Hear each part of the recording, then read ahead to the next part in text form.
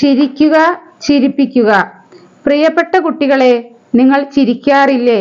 കരയാറില്ലേ? ഇല്ലെങ്കിൽ കഷ്ടം തന്നെ. എന്തിനിത്ര ഗൗരവം?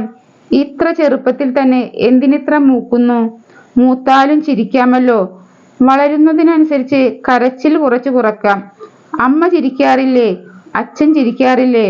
73കാരനായ ഞാൻ ഇപ്പോഴും ചിരിക്കാറുണ്ട്. ഒരു പിശുക്കും കൂടാതെ ചിരിക്കാറുണ്ട്. ചിരിക്കാതെ ജീവിക്കാൻ ഒരു രസവുമില്ല.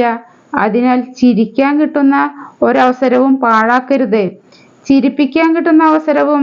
ചിരിപ്പിക്കുന്നവരെയല്ലാതെ കരയിപ്പിക്കുന്നവരെ ആരും ഇഷ്ടപ്പെടില്ല എന്ന് വെച്ച് വിഡ്ഢിത്തം പറഞ്ഞ് ഗോഷ്ടി കാട്ടിയും ചിരിപ്പിക്കരുത്.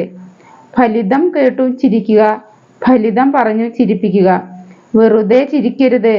എന്തടാ ഇളിക്കുന്നതെന്ന് ആരെക്കൊണ്ടും ചോദിപ്പിക്കരുത്.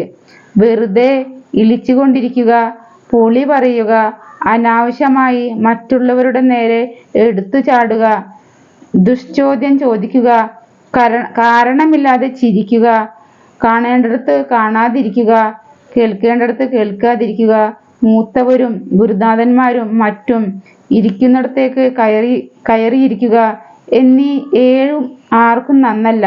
നല്ല ശീലങ്ങൾ ഇപ്പോഴേ വളർത്തുക.